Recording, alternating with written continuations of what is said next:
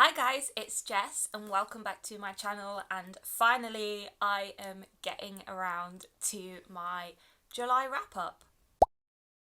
So July was a bit of a slower reading month for me. Not that that is a bad thing at all, because I do feel like I needed to take just a little bit of a break from reading so much, just so I could go off and do other things. I could feel myself getting very burnt out, and I just didn't want to end up in a reading slump. Also, work was very busy and I had a lot of stuff to do in terms of workshops and things for my management course that I am currently embarking on.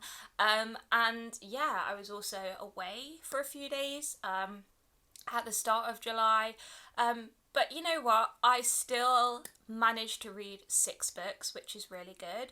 And we had some really good books, and we had one or two not so good books. I think I only had one, but you know, it is what it is. And before I get into all of the books that I'm going to talk about, we're going to do the stats. So I'm doing it off my Storygraph stats page, because I haven't actually had the chance to sit down and update my reading journal in quite a while.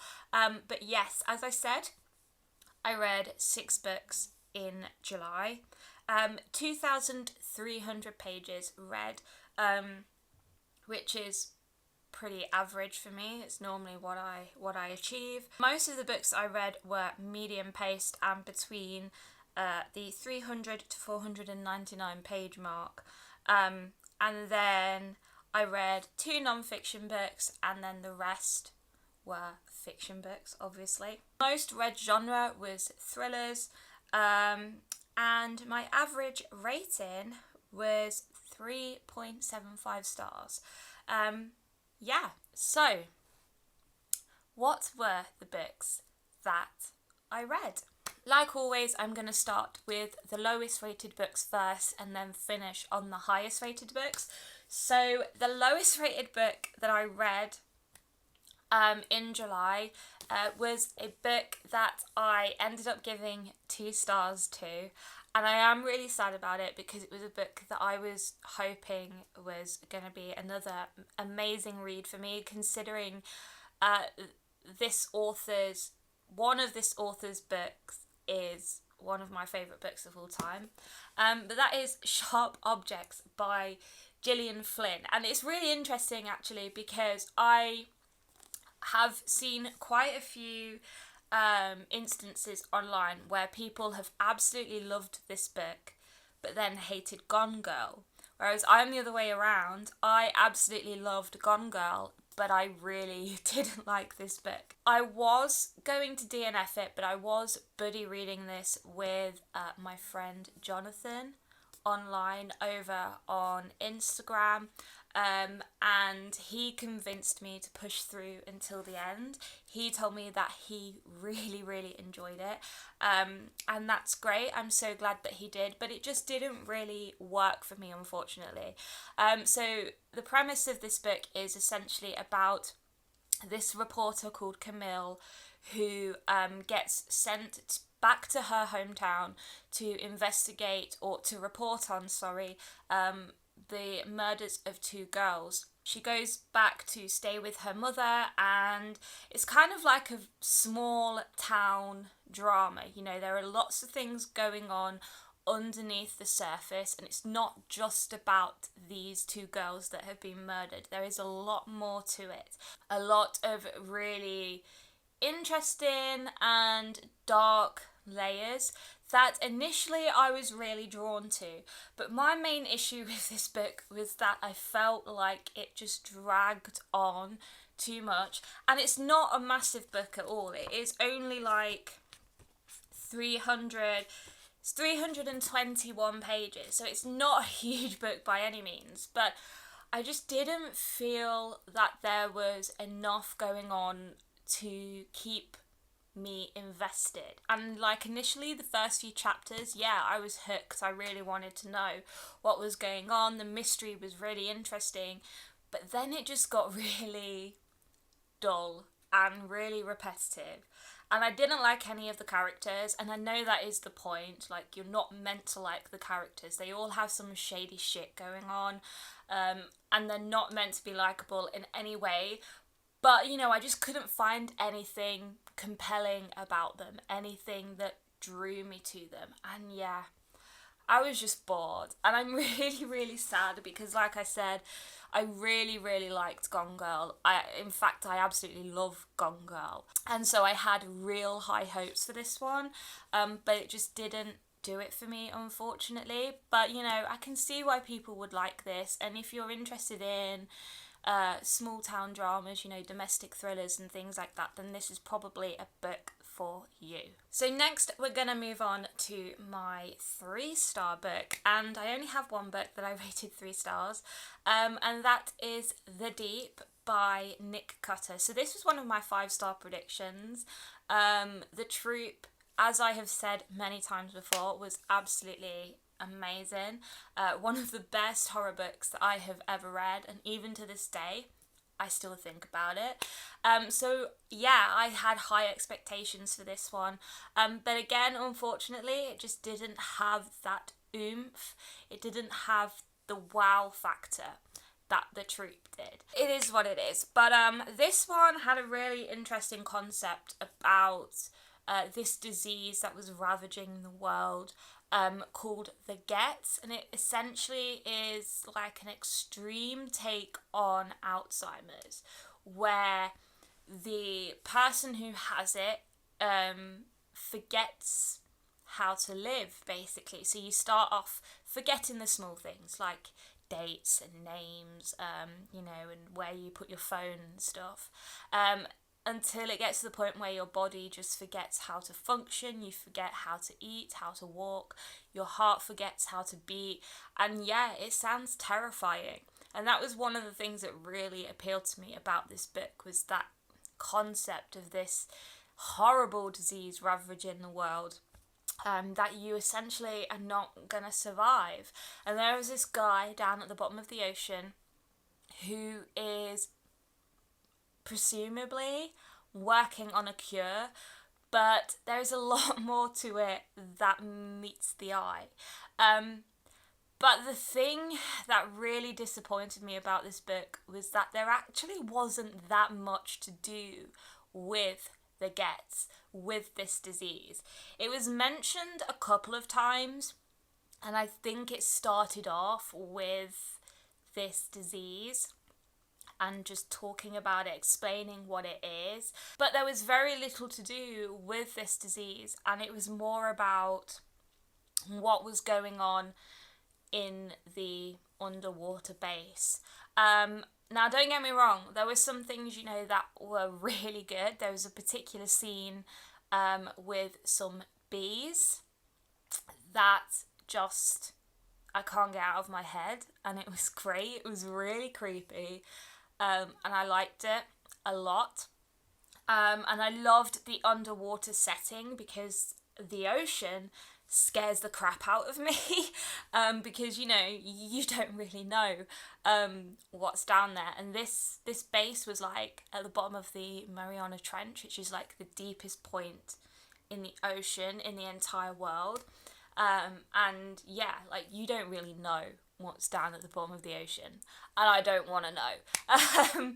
So I really liked that, but it just didn't excite me or scare me enough. And yeah, I was just disappointed by it, because I thought there was going to be a lot more to do with the Gets,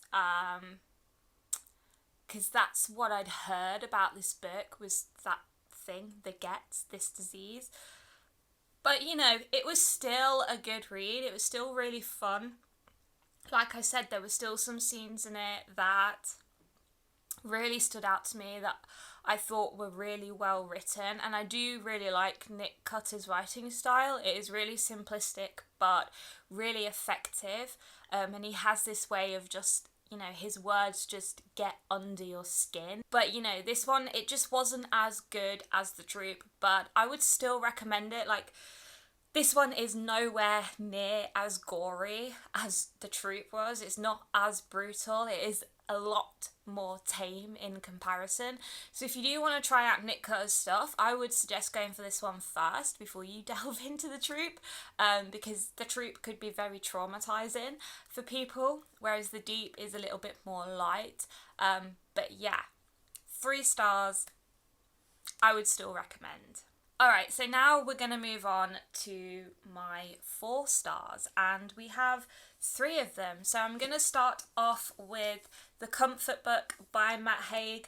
I wasn't planning to read this in July, but it was released at the start of the month, and of course I had to drop everything so that I could read it.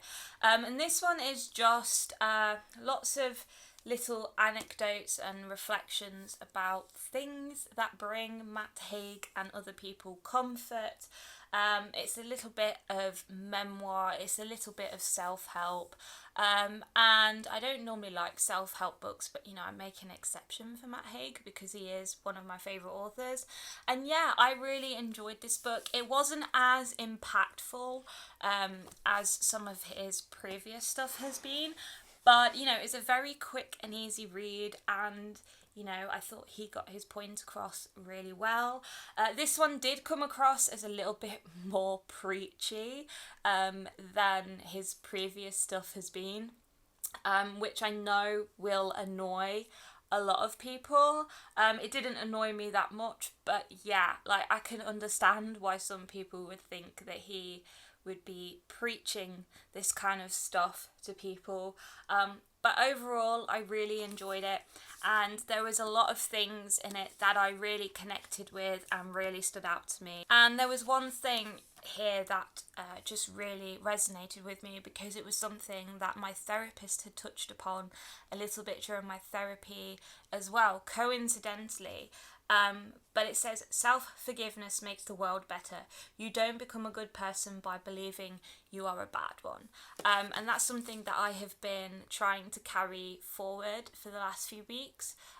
Because, if I don't start forgiving myself for all the things that I think I've done wrong, then, I'm not going to move forward and I'm not going to learn anything. So that was a very important quote. There's a lot of really good quotes in this book. So I would recommend it if you want something that's a little bit light and a little bit self-helpy.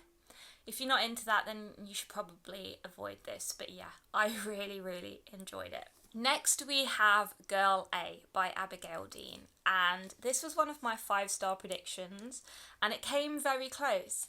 I don't really understand why people didn't like this book, because I loved this. This is not a fast-paced thriller. It's not a mystery. It's more of a kind of psychological, domestic thriller, and it's kind of like it had very autobiographical elements to it, as if this woman in the book was writing her autobiography. It starts with the woman, Girl A, Lexi, finding out that her mother has died. So her mother was in prison and she has died, and she has left her estate to Lex and her kids, to Lex and her siblings, including the House of Horrors. So when Lex and her siblings were kids, they lived in what was dubbed the House of Horrors, where her parents mistreated them, and Lex was the first person who managed to escape from the House of Horrors, which then led to the arrest of her mother, and Lex and her siblings being fostered and being able to live relatively normal lives. And this book just kind of delves into the past and what happened, and I was so intrigued. Honestly, I loved it so much. The only thing that grated on me a little bit was it was a little bit repetitive at times, and sometimes I felt like I was being told the same thing over and over, and I wasn't getting the answers that I wanted. But overall, I really, really liked this, and it was very interesting to see how the past had affected all of the kids individually. And every chapter looks at a different child in the family. So the first one is about girl A, and then there's girl B, and there's boy A and boy B, and it was just really interesting, and I loved the dynamics between all of the siblings, and how their past has affected them as people and their relationships with each other. I really, really like this one, and I'm really sad that people have been, I wouldn't say slating it, but haven't been enjoying it as much, because this one was just, I loved it. I don't know what else to say. I loved the writing, and for a debut novel, this was pretty good, so I can't wait to see what else Abigail Dean brings out next. My last 4-star read of July was Limitless. This is Tim Peake's autobiography. So Tim Peake was the first British ESA, European Space Agency astronaut to go up into space to the ISS, and I remember watching his launch on TV. I remember watching his spacewalk on TV as well. It was a massive deal for the UK at the time, and I've read a few of his other books, and they have always been really fascinating, really insightful, and this one was no different. He talks a lot about his life in the military and training to be a pilot, and all of the stuff that he had to do to get to where he wanted to be, and I learned a lot about helicopters.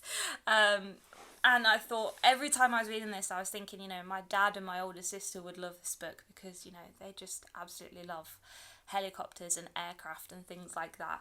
So I have all of this knowledge about helicopters that I didn't have before, that I can talk to them about.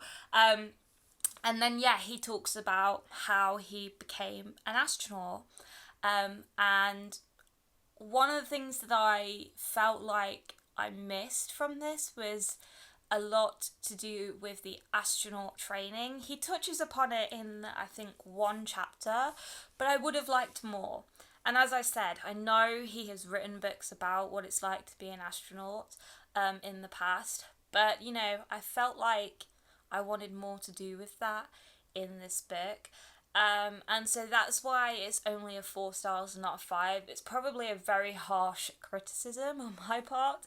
But I would have liked more, because the space stuff was kind of just that much of the book was space, and then the rest was military. And I know the military obviously was a very big part of his life, but I'm not massively interested in a lot of that, so that's probably why I rated it the way I did. It was just personal preference, but it was still really enjoyable, and I think Tim Peake is an absolutely incredible person, really inspiring, and I'm so glad that I finally got round to reading this. Alright, and we're on to my last book, which is 5 stars, and it is the first book that I read in July, and that is The Last House on Needless Street by Catriona Ward. I initially rated this book 4 stars, but I haven't been able to stop thinking about it since I finished it. So for that reason, I had to bump it up to 5. And this book, it's so hard to talk about this book without giving away the premise and the concept behind it, because it went in a direction that I was not expecting it to go in.